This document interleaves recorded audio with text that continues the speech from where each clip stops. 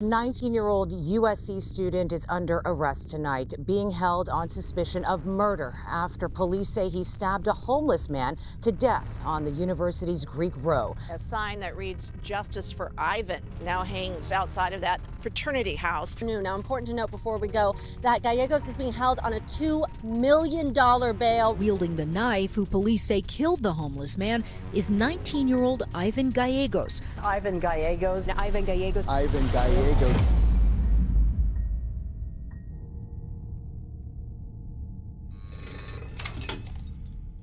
kind of feels like a blur. I remember walking through the hallway, but I'm not handcuffed. They had released me from the handcuffs.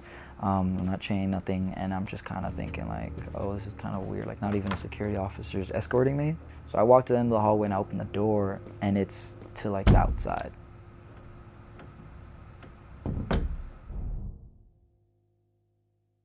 All right, Abby. So, can you walk me through exactly what happened that night? I was cutting up a pizza, so I had like a kitchen knife, some plates, and I was just warming up a pizza. And while I was, making food, I noticed that someone was breaking into my friend's car.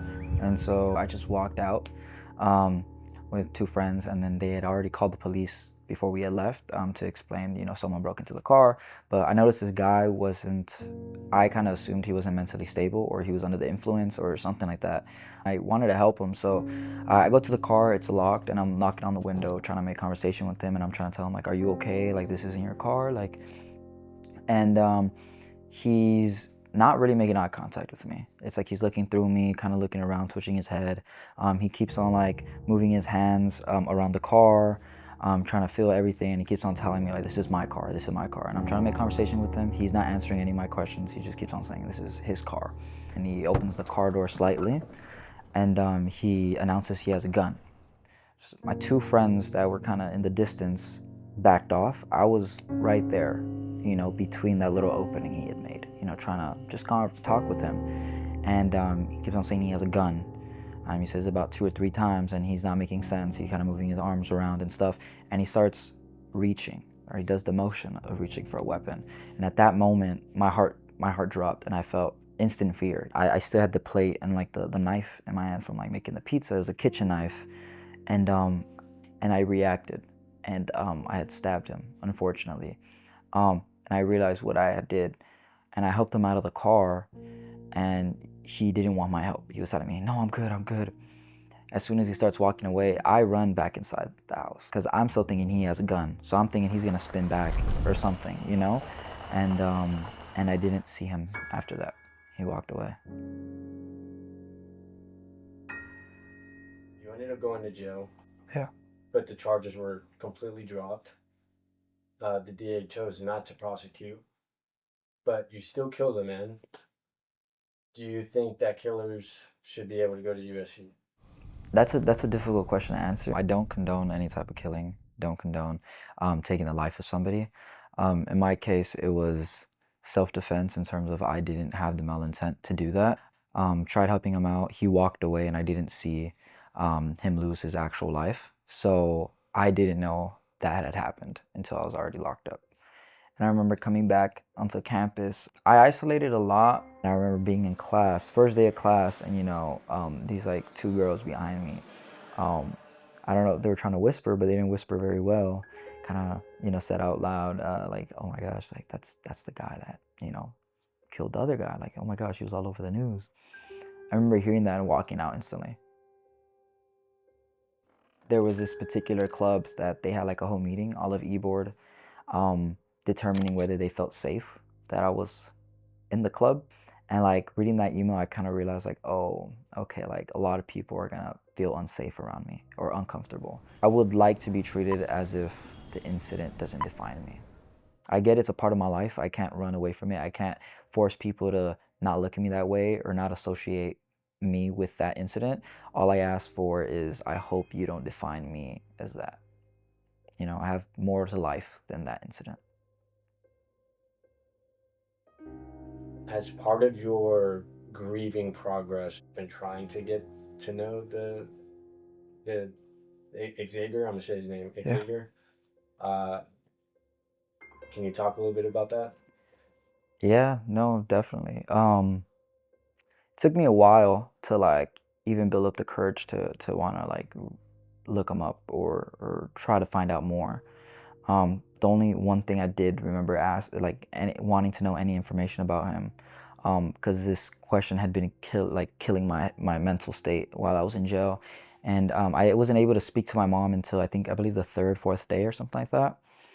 She came in to visit, and I asked her like, does he have any kids? Like that was like a question that like I couldn't get out of my chest, and I had prayed to God like, please let me just sleep tonight, and like that was like a main question, like really like hitting me, like, does he have any kids? And I remember asking my mom, and I remember just her like looking down, and I instantly knew like, yeah, he has kids, like this is a father. You took a life. You took my son. You took my son. You took my baby. Obviously I think about Xavier and the situation, but I would say I think about his son probably more now.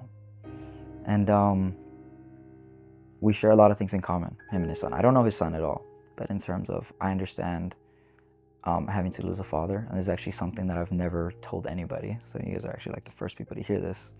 Not even my family knows, but a year ago, my father was involved with certain organizations in Mexico, right, of crime.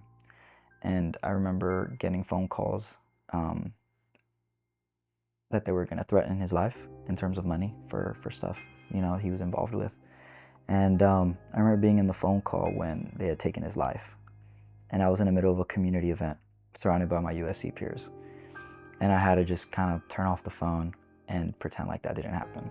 And even to this day, it happened over a year ago, April, my family doesn't know. And my grandma just thinks he's locked up somewhere. My mom thinks he's locked up somewhere.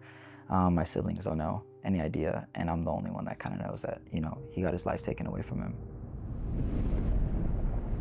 And so I think about his son a lot, because I think that even though he doesn't know me, even though he probably holds a lot of resentment towards me, or will hold a lot of resentment towards me, I understand how it feels to get, like, if your father's life being taken away, And, I feel like, his father at that time wasn't in his life. Same way my father wasn't in his life. His father lost his life due to somebody, me, and my father lost his life due to somebody else. And having to deal with that is very hard, like super tough. And so I would just tell him, like, even though you may not like me, even though you might hold these feelings, like, I understand what you're going through. Like, it's something you can deal with. And if you ever need anything, like, I'm here. Yeah.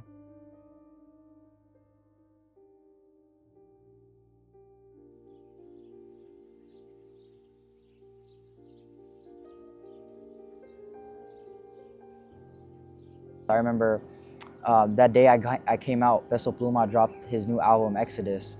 And there's a song on there, which was the first song I actually listened to. This is on the drive home, getting picked up from jail.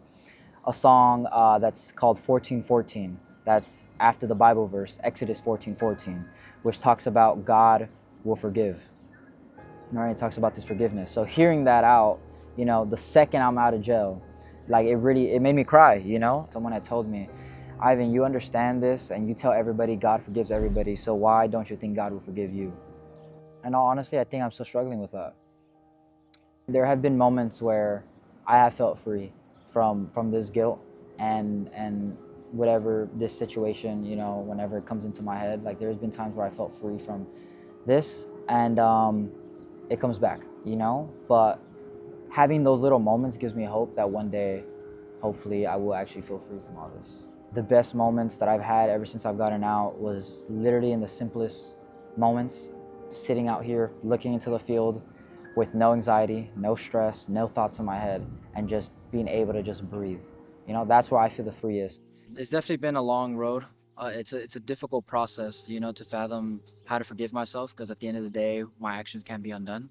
And there's someone who's lost a life. It just takes time, and I've learned that it just takes time to really try to forgive myself. And I just hope one day that through the progression of just focusing on other things, focusing on my career and focusing my emotions, that one day I could get to that day where I could finally fully say with full confidence that I truly forgive myself.